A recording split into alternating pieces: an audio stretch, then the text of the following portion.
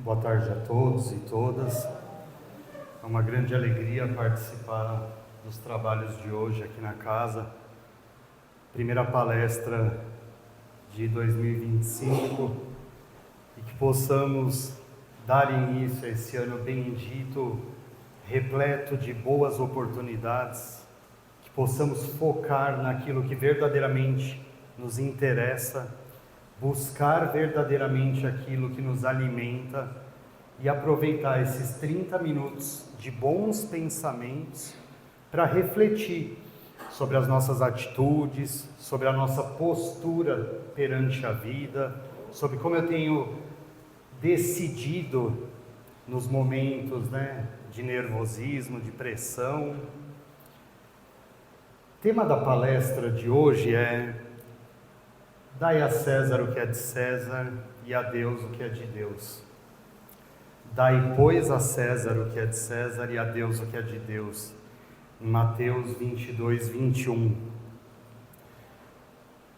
Quando a gente para pensar nas parábolas de Jesus, nos ensinamentos do nosso irmão, é impressionante a amplitude desses ensinamentos.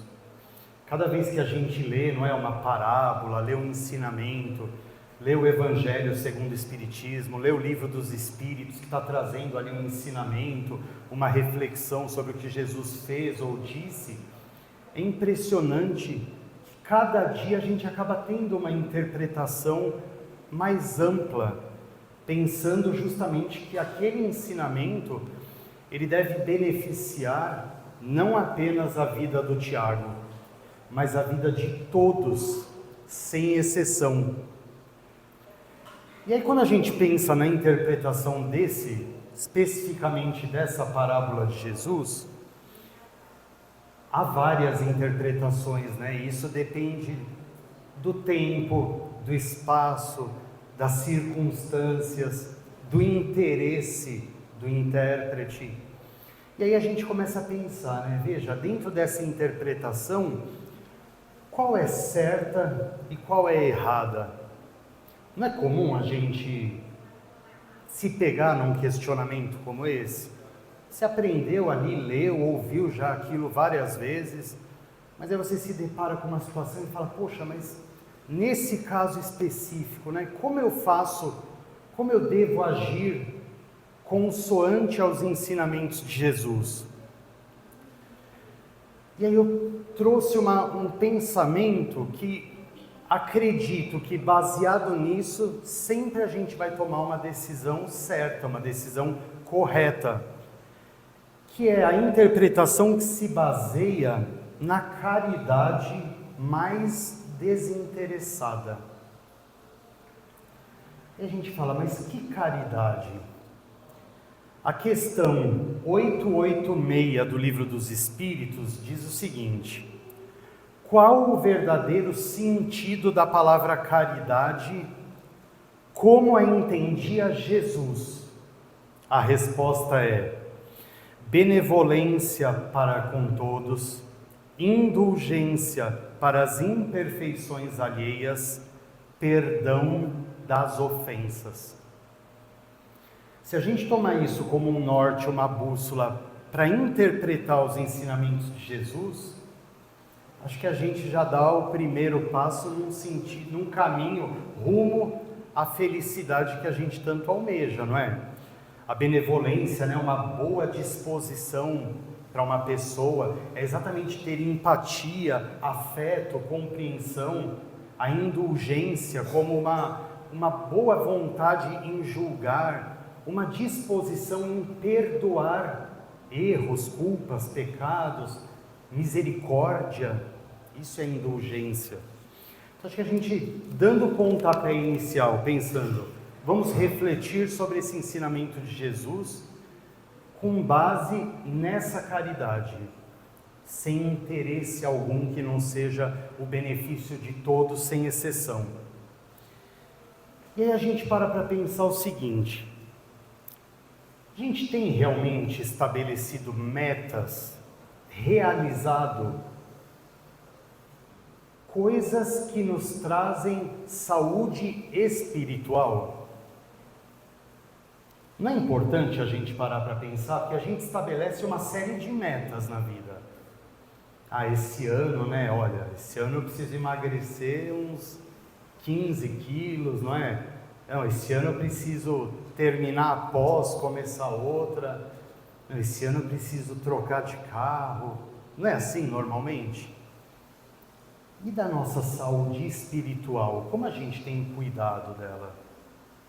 Pensando que estamos aqui de maneira transitória, né? Num determinado momento a gente abandona esse corpo físico e é justamente o nosso espírito, a nossa alma que vai perpetuar para sempre.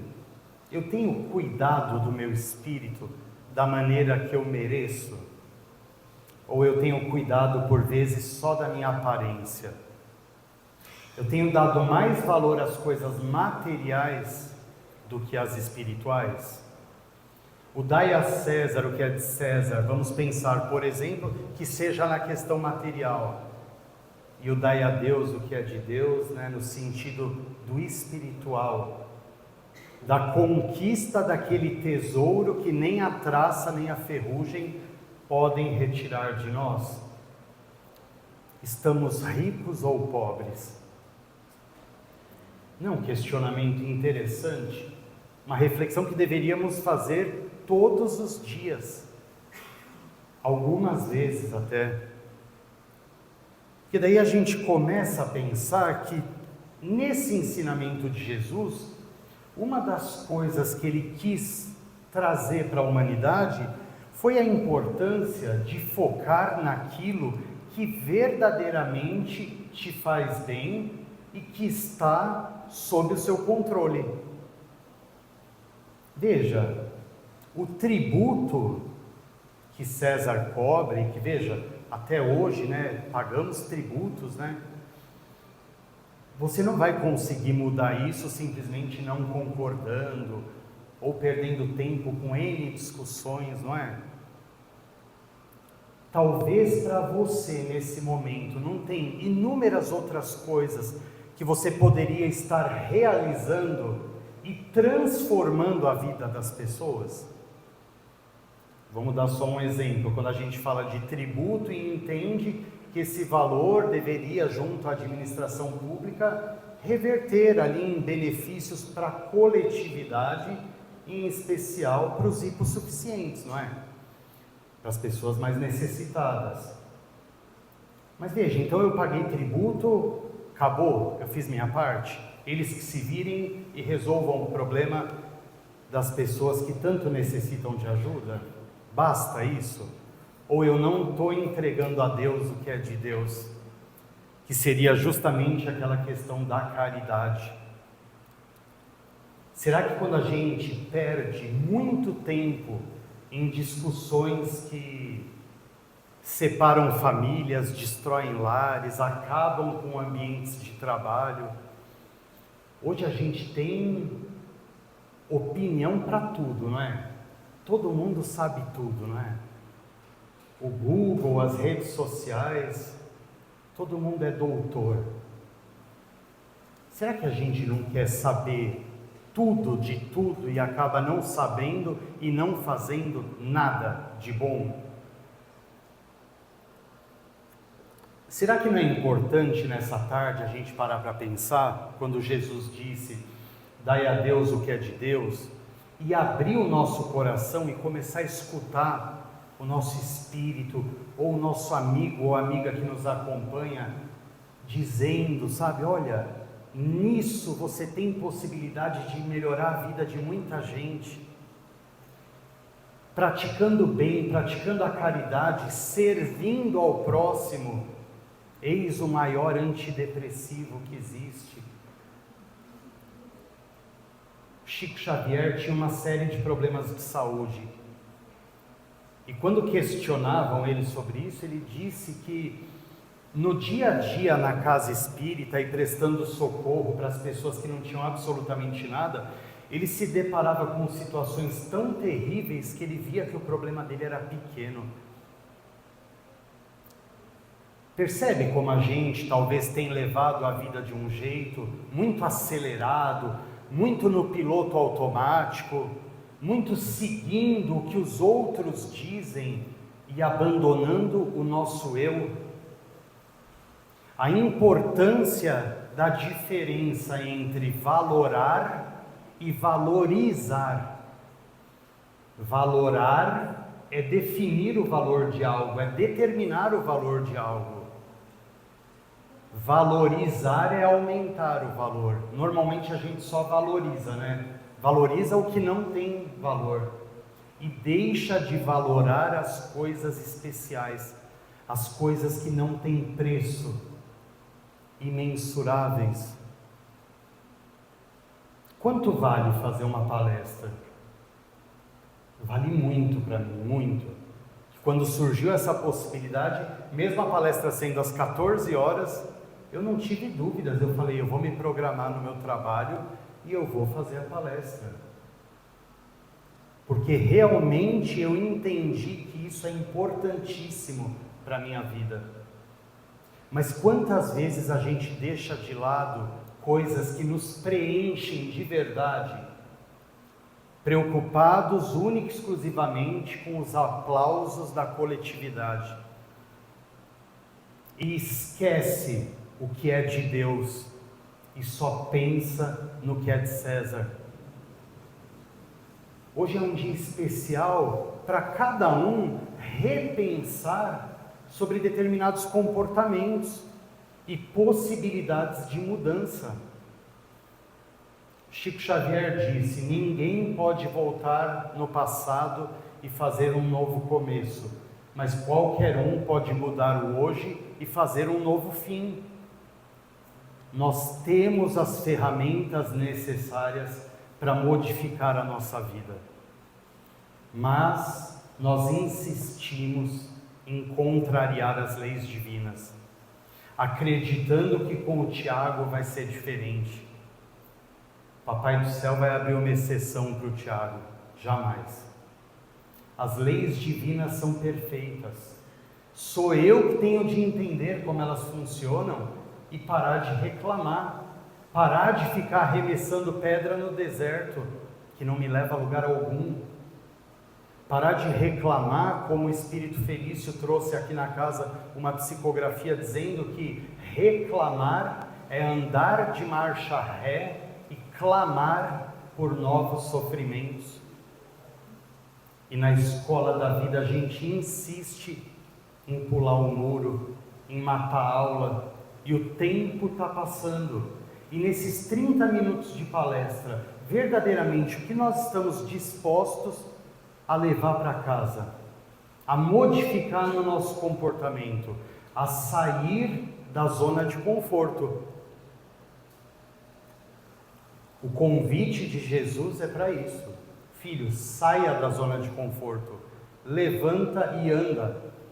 Perceba que os seus problemas não são os piores. Perceba que alguns desses problemas talvez foram criados até por você. Alguns são da nossa imaginação.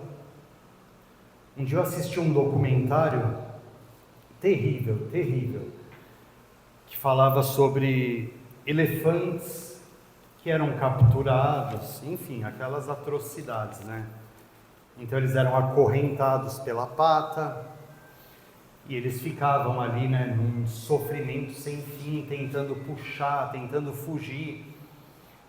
Muitos perdiam a pata, muitos vinham a óbito, enfim. Mas num determinado momento, o elefante entendia que ele não tinha como fugir daquela corrente. A partir daquele momento, uma corda já seria o suficiente para o elefante olhar e falar: eu não vou puxar porque eu vou me machucar. Acho que nós já chegamos, né, numa condição que a gente tem a capacidade de olhar o que temos nos nossos pés e verificar se de fato é uma corrente ou é um fio de cabelo. E Jesus fala: filho, levanta e anda. Eu sempre estarei ao seu lado, mas você precisa querer. Esse é o livre-arbítrio. Ninguém vai fazer por você. A doutrina espírita é maravilhosa, porque verdadeiramente traz o ensinamento do que é a vida. mostrando que não existe sofrimento, que não tem um fim, mostrando que pouco importa se é prova ou é expiação, importa é a tua postura diante daquele problema, daquela situação. Mas a gente insiste em querer que os outros resolvam nossos problemas. A gente insiste em querer pagar para César, porque pagar para César, na nossa cabeça, é mais fácil do que entregar para Deus o que é de Deus. E a gente permanece nessa situação. Aí a gente começa a pensar, poxa, eu tenho estabelecido metas, eu tenho mantido foco, eu tenho monitorado os resultados que têm acontecido na minha vida. Tem um texto do escritor Augusto Cury, que ele diz assim: muitos vivem apenas porque estão vivos, vivem sem objetivos, sem metas, sem ideias e sem sonhos. Não sabem como lidar com suas fragilidades e lágrimas. Sabem como lidar com os aplausos, mas desesperam-se diante das vaias. Faz sentido? Faz sentido pensar que eu preciso começar a entender que fora da caridade não há salvação? E que estar vivo vai muito além de estar respirando. Muitos não estão mais respirando, estão extremamente vivos. Aí a gente pensa, né? Uma pergunta importante: o que verdadeiramente é importante e tem valor na tua vida?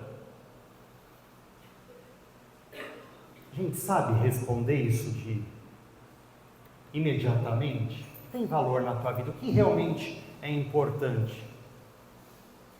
Platão disse: não espere por uma crise para descobrir o que verdadeiramente é importante na tua vida. O que a gente faz normalmente? Espera a crise, não é? Espera a crise e reclama de Deus, quando talvez a crise seja um dos maiores benefícios, porque se ela despertou para a gente entender o que é importante na tua vida, então aquela situação veio porque Deus nos favoreceu. E a gente precisa começar a entender o que é a vida, o que é de Deus, o que Deus espera de nós, o que eu posso entregar a Deus. O que significa essa questão, né? A Deus o que é de Deus. A questão número 1 do Livro dos Espíritos fala, né? O que é Deus? Deus é a inteligência suprema, causa primária de todas as coisas. Perfeito. Se Deus é o Criador, o que ele não tem que ele depende do Tiago? Materialmente falando. O que eu posso oferecer para Deus que eu vou alegrá-lo? Fora da materialidade, sim. Mas concorda que na materialidade não? Deus não precisa de uma camiseta bonita, de uma pulseira, de um relógio, de marca, enfim. Isso agrada a Deus? Deus aceita esses tributos? Faz sentido? Esses tributos alegravam César, não é? Mas e Deus? Como eu posso alegrar a Deus? O que Deus espera do Tiago? Não é uma pergunta interessante? Uma pergunta que talvez a gente nunca, se questionou sobre isso, né? Como que eu posso agradar a Deus e entregar o que é de Deus? E a Deus o que é de Deus? Se já é de Deus, não precisaria entregar. Mas Jesus disse que sim. Qual é o sentido dessa parábola? Como que a gente pode interpretar isso? Aí uma pergunta importantíssima. O senhor, a senhora, ama a Deus? É uma pergunta importante, não é? Ama Deus? Aí Platão disse que a melhor coisa que a gente pode fazer para quem amamos é melhorar como ser humano. Platão tinha razão, né? E aí como que a gente melhora como ser humano? Será que faz sentido pensar naquela caridade inicial que a gente falou sobre benevolência, indulgência, perdão dos pecados? E aí a gente pode começar a pensar também o que me aproxima de Deus. Quais são as situações, as circunstâncias que me aproximam de Deus? Busca de favores, quebra-galho, um jeitinho, status social, cristão, nome bonito, né? Mas será que só basta o nome? Dar a Deus o que é de Deus, basta dizer, olha, eu sou cristão. Estou aqui, com o Evangelho segundo o Espiritismo. É o suficiente? Buscar Deus para ter ferramentas para destruir os meus inimigos? Eu sou mais importante que os outros filhos de Deus, por isso Deus vai me favorecer e vai falar, toma a espada, vai lá e faz.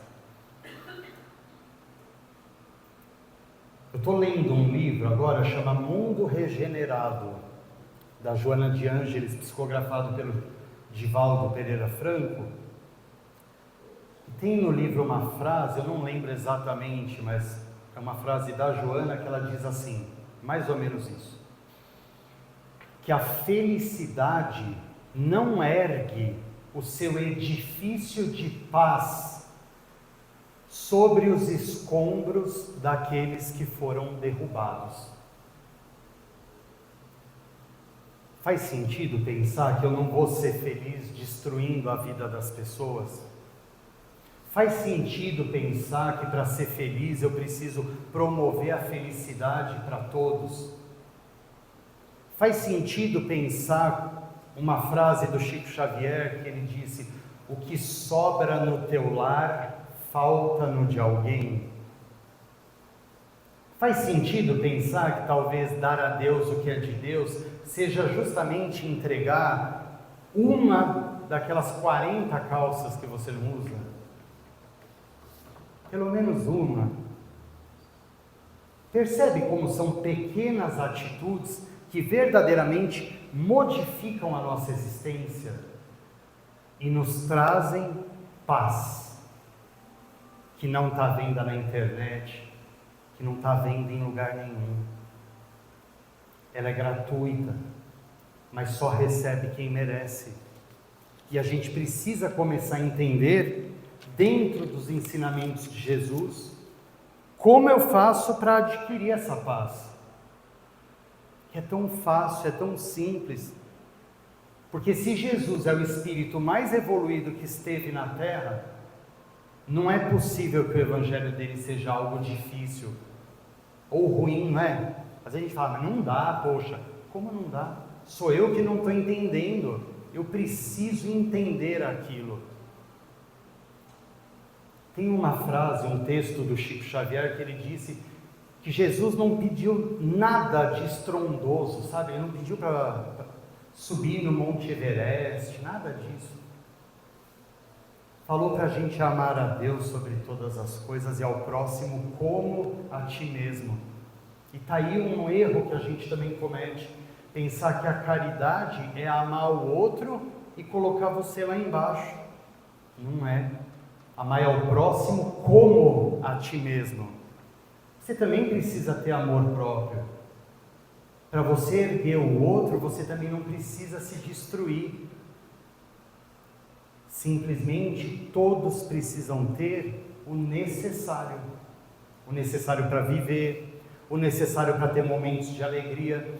A gente precisa começar a entender, como disse o Chico Xavier, que nós viemos para servir e não para ser servidos. Mas normalmente a gente quer estar sempre na cadeira sentado com alguém servindo. Hoje a palestra vem dizer: filho, levanta da cadeira, anda, faça algo que verdadeiramente te preenche, sem se preocupar com a opinião dos outros. Porque hoje vivemos tempos, mais do que nunca por conta de redes sociais, que a opinião dos outros é o que importa. O número de seguidores, de curtidas é o que interessa, pouco importa o conteúdo. O importante é ter sucesso, será a palavra? Acho que não seria a palavra adequada, né? Ter visibilidade, né? Nesse mesmo livro, O Mundo Regenerado, tem uma mensagem da Joana de Ângeles que ela diz assim: cada um vale o que é, não o que supõe. Às vezes a gente está se enganando, não é? Sentado no banco da vítima, achando que faz tudo o que podia fazer. Eu já cumpri minha missão, eu já fiz tudo. Jesus não está aqui para nos condenar, para apontar os nossos defeitos, mas Jesus está aqui justamente para tirar esse véu e mostrar quantas possibilidades temos de servir e automaticamente também de ser servido. Essa é a mágica que faz o planeta realmente se transformar num mundo regenerado. E até quando a gente vai insistir em permanecer rígido, endurecido, se negando a entregar a Deus o que é Deus, sendo que Deus não depende de nós, somos nós que dependemos de Deus. Ele é o nosso Criador. E a hora que a gente entender verdadeiramente isso, a gente vai fazer o quê? Se nivelar a todos. E perceber que todos, sem exceção, têm importância, têm valor, sente dor. Tem uma frase, se eu não me engano é do William Shakespeare, que ele disse assim: qualquer um é capaz de dominar uma dor, exceto quem a sente. Faz sentido? Será que a gente pode voltar para casa melhor do que a que entrou? Será que a gente pode voltar para casa fortalecido e com um propósito de diariamente estancar a hemorragia do meu próximo e verdadeiramente participar dessa coletividade que serve a Jesus e que busca de forma incessante o bem da humanidade? E finalizando e agradecendo muito por essa bendita oportunidade, que possamos voltar para casa repletos, ungidos por essa luz que verdadeiramente todos receberam sem exceção, tendo a certeza que nada que a gente passa é em vão, nada é para o nosso mal. Sêneca disse que uma joia não pode ser polida sem fricção, e um homem também não pode ser melhorado, nessa palavra, sem provações. O que as leis divinas nos trazem, o que Jesus nos traz diariamente, sempre é para o nosso bem. O Dalai Lama disse que o período que uma pessoa ganha mais experiência e conhecimento é o período mais difícil da vida daquele indivíduo. Se hoje é o momento da sua vida, aproveite essa oportunidade. Certamente você vai sair extremamente mais fortalecido do que quando entrou. Que possamos focar no amor incondicional, no amor incessante, amando e distribuindo amor a todos. Aquele amor que Mário Quintana disse, né? Tão bom morrer de amor e continuar a viver. Vamos viver junto a Jesus, vamos buscar Deus todos os dias, e quando for difícil praticar o amor, vamos lembrar do ensinamento do Chico Xavier, que ele disse: quando for difícil amar o próximo, lembre-se que você também é o próximo de alguém. Muito obrigado a todos, uma excelente tarde.